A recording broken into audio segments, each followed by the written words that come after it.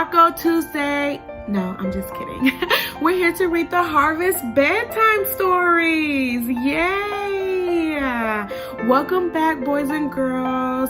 My name is Miss Shanae, and tonight we will be reading about the baby in the basket coming from Exodus chapter 1 and 2.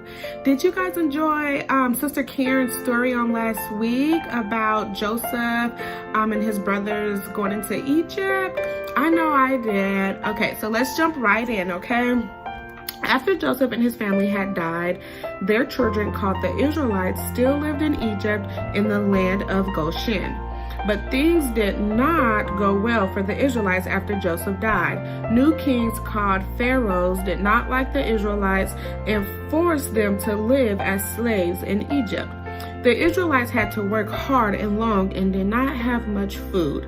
They were commanded to work hard every day and even built the cities of Pithom and Ramesses.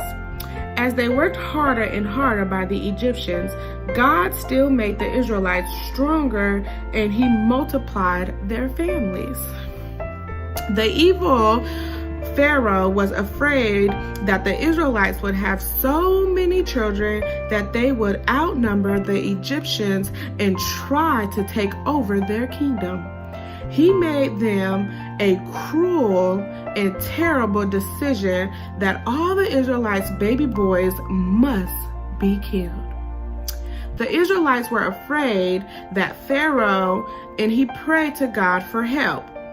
One Israelite woman gave birth to a baby boy. She took care of him for 3 months, but could not hide him any longer. She made a basket that could float like a boat. Then she put the baby in it and sent the basket out on the river Nile. She trusted that God would save her baby.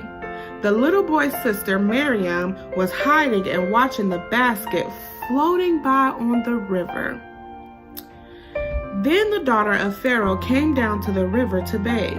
The princess saw the basket floating among the reeds. She sent her servant to get it for her. When she opened it, the baby was crying and crying and crying.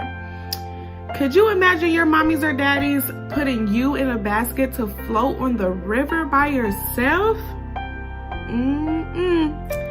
The princess was filled with compassion and said, "This is one of the babies of the Hebrews."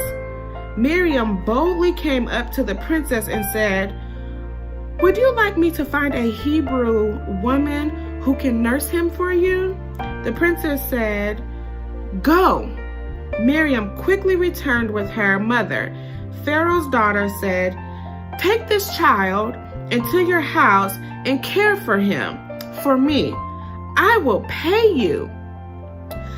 The happy mother took her son back into the home. She lovingly cared for him until he was old enough to eat food by himself. Then she brought him to the daughter of Pharaoh, who raised him as her own. The princess said, "I will name him Moses, because I have taken him out of the water." All right, boys and girls, that's our story for tonight. I hope you guys enjoyed it. Meet us here next Tuesday at 8 p.m., okay, to hear what's in store.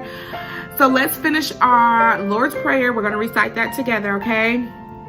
Our Father, which art in heaven, hallowed be thy name. Thy kingdom come. Thy will be done in earth as it is in heaven.